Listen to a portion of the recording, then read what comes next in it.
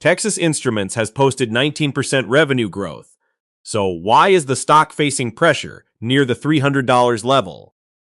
Is this the last buy chance? Or a perfect bear trap? Answer and full breakdown next. Hello everyone, and welcome back to the channel.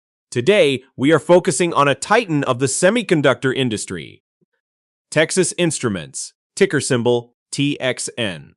If you've been following the Nasdaq lately, you know that the chip sector has been on absolute fire, and TXN is no exception, seeing a massive rally since the start of 2026.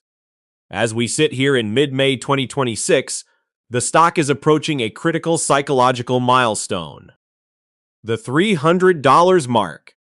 But as many veteran traders know, the higher a stock flies, the more important it becomes to look for structural signs of exhaustion or continuation, FERD.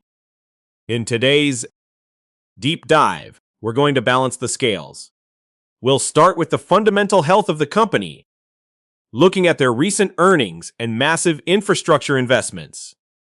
Then, we'll pivot to the technical chart, specifically looking at a 3-day signal that just flashed on our screen. Our goal today isn't to tell you what to do, but to map out the if-then scenarios so you can make disciplined decisions. Before we begin, a quick reminder. This video is for educational purposes only and is not financial advice. Part 2. Fundamental Deep Dive. Let's start with the hard numbers. Texas Instruments recently released their Q1 2026 earnings report, and it was a statement of strength. Revenue came in at $4.83 billion, representing a 19% increase compared to the same period last year. B. Why is this happening? The primary driver is the AI effect. While TXN is often known for industrial and automotive chips, their power management solutions are essential for the massive data centers being built to support artificial intelligence. The market is currently pricing in very high expectations for this sustained demand. However, we need to talk about the CapEx, capital expenditure. Unlike some fabless companies, TI is investing heavily in its own manufacturing. They are pouring billions into their new 300 mm wafer fabs. Now, why does this matter to you as a shareholder? In the long run, this gives them a massive competitive advantage in cost and capacity. But in the short term, this level of spending eats into free cash flow. What we are seeing is a tug of war. The excitement of 19% revenue growth versus the reality of high investment costs. This balance is exactly why the stock is pausing at the $300 level.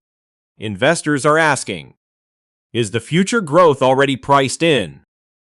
Part 3. Technical analysis. The 3-day signal. Now, let's shift our focus to the price action. If you look at the screen, I'm pulling up the 3-day chart for TXN. Reference image.png. There is something very specific I want to point out.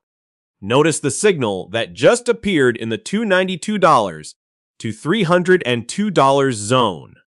This is what we call a fixed signal or a non-repaint indicator. Unlike some moving averages that shift around, this signal is locked into the historical price structure. It indicates that, statistically, this specific price range has historically been an area where supply overcomes demand. In simpler terms, it's where the sellers are currently hiding. Dest scenario A, the pullback. Right now, the stock is testing the strength of this supply zone. If TXN cannot maintain its footing above $280, the chart suggests a cooling off period. Our first major area of interest for a potential bounce or consolidation would be the $261 level. If the broader market sees a correction, we can't rule out a move back to the $222, $245 range. This isn't necessarily a crash, but rather a healthy retest of previous breakout zones to fill liquidity gaps. Scenario B, the breakout. On the other hand, technical analysis is all about flexibility. If the AI momentum is strong enough to absorb all the selling pressure in this $300 zone, we look for a structure break. If we see a daily close with high volume above $313, the sell thesis is effectively neutralized. In that case, the next technical target for the bulls sits around $331. Part 4. Risk Management and Conclusion. Whether you are a long-term value investor or a short-term swing trader, your number one job is risk management. If you are following the current 3-day supply signal, many traders would look at the $305 to $308 range as a line in the sand.